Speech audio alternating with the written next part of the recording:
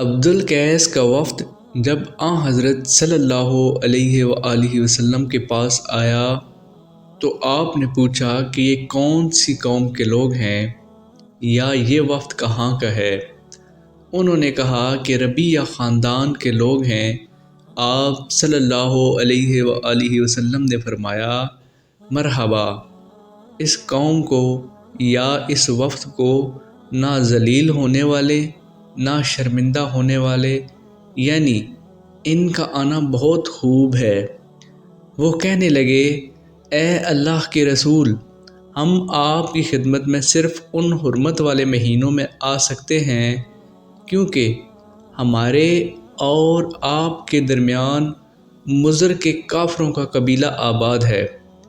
پس آپ ہم کو ایک ایسی قطعی بات بتلا دیجئے جس کی خبر ہم اپنے پچھلے لوگوں کو بھی کر دیں جو یہاں نہیں آئے، اور اس پر عمل درآمد کر کے ہم جنت میں داخل ہو جائیں۔ اور انہوں نے آپ سے اپنے برتنوں کے بارے میں بھی پوچھا۔ آپ صلی اللہ علیہ وآلہ وسلم نے ان کو 4 باتوں کا حکم دیا اور 4 قسم کے برتنوں کو استعمال میں لانے سے منع فرمایا۔ ان کو حکم دیا کہ ایک اکیلے خدا پر ایمان لاؤ۔ پھر آپ صلی اللہ علیہ وآلہ وسلم نے پوچھا کہ جانتے ہو ایک اکیلے خدا پر ایمان لانے کا مطلب کیا ہے؟ انہوں نے کہا کہ اللہ اور اس کے رسول ہی کو معلوم ہے۔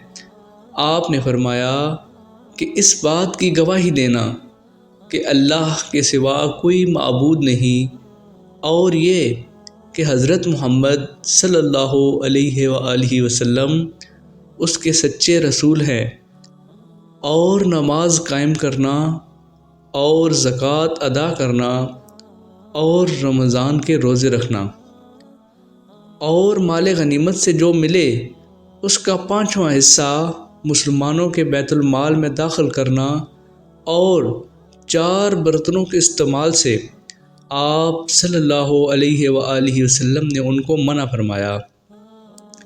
سبز لاکھی مرتبان سے اور کدو کے بنائے ہوئے برتن سے، لکڑی کے کھودے ہوئے برتن سے اور روغنی برتن سے، اور فرمایا کہ ان باتوں کو حفظ کر لو اور ان لوگوں کو بھی بتلا دینا جو تم سے پیچھے ہیں اور یہاں نہیں آئے ہیں۔